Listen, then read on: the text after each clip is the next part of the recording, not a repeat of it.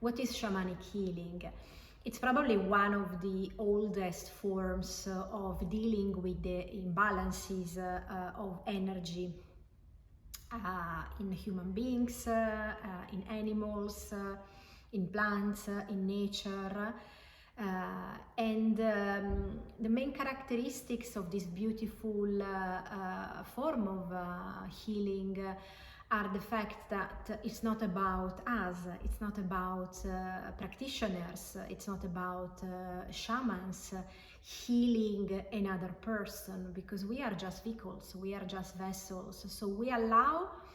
ourselves and our body to be at service, at disposal of the universe, of the allies, so of the spirits that decide to come and help us and help the client, the person receiving healing. So when we are healing a person, it's very important that we never consider that there is a human being in front of us healing on an individual basis, because it's a cooperation, it's a co-work with the forces of the universe that will come and work through us. So it's important to remain, from the shamanic practitioner point of view, as flowing as possible, as neutral as possible, as fluid as possible, and detach, just to allow our ego to be out and to be as I said at the beginning, at service of what is needed, what is the best solution for a client to be in the process of healing what's happening in terms of imbalances that are the so-called diseases that can be a characteristic of a person on a physical level, on an emotional level, or on a soul level or spiritual level. It's normally a way of doing healing that it's working from outside in.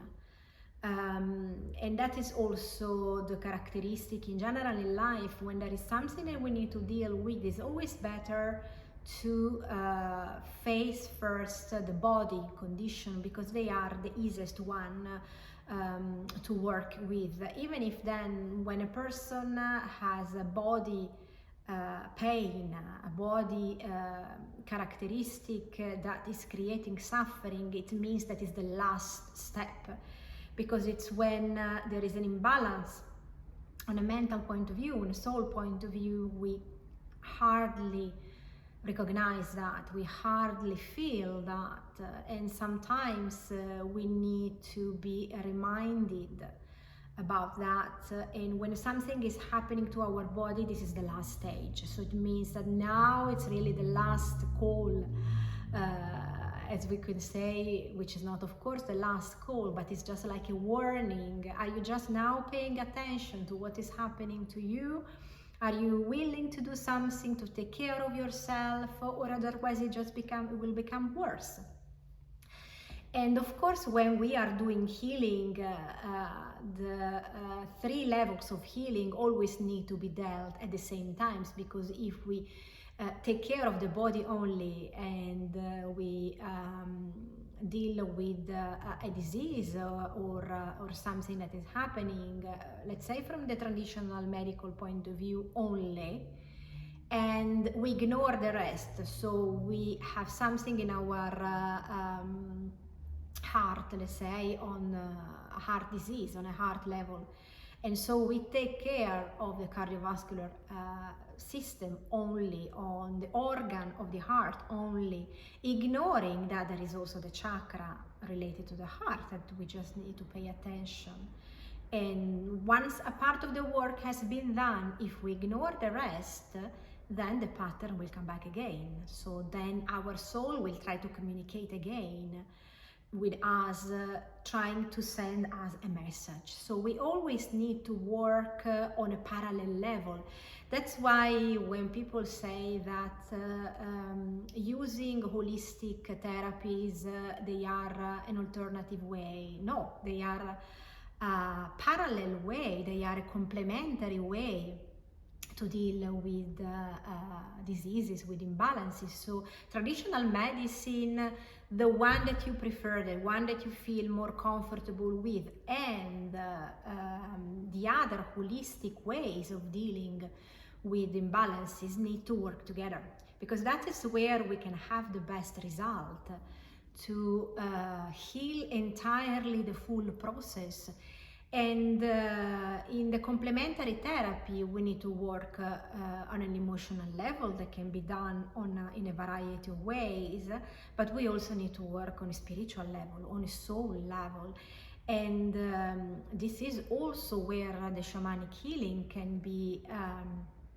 very powerful, because it would be checking on the three levels in a human being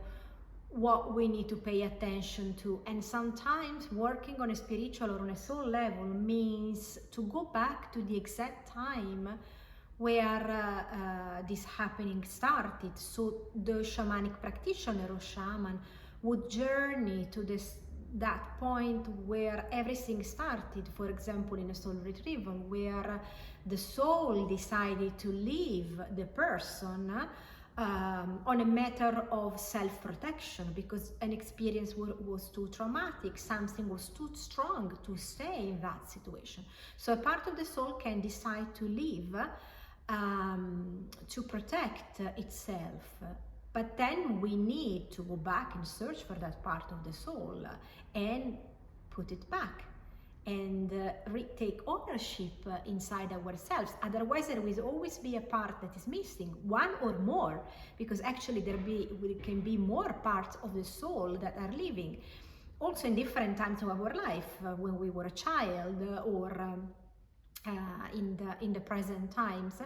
So the shamanic practitioner or shaman would make a journey and go back to that exact time, because sometimes the impression that the person can have is that the normal sentence that a client would say is that I don't feel myself anymore. I feel as if the time has stopped and something is not right anymore, because it's just like the clock decided to stop in that specific moment when the trauma happened,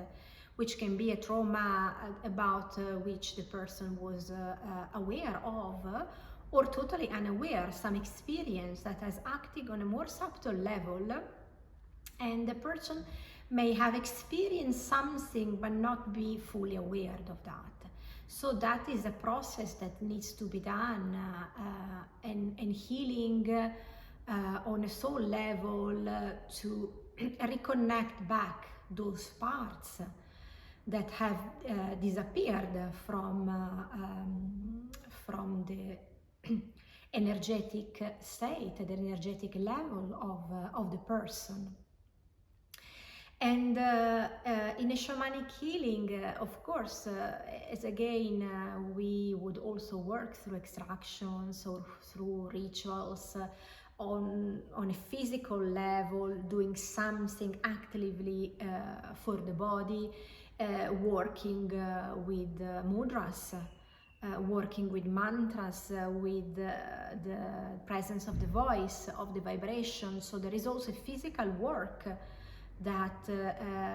is required or can be included according to the different healing that is needed. What is important to understand is that there is not one healing session that is the same of the other one. And actually, originally, the shamanic healing was done in the community, so on a group level, where the client would have been called the magic child and would be the receiver in the community, and around the medicine men, medicine women, wise beings of the tribe would have worked in cooperation with the spirits, and through a variety of ways: prayers, drumming, journeys, chanting, physical healing on the body. So it's a real interaction, it's a real process where everything has the characteristic of creativity, of not following a protocol, not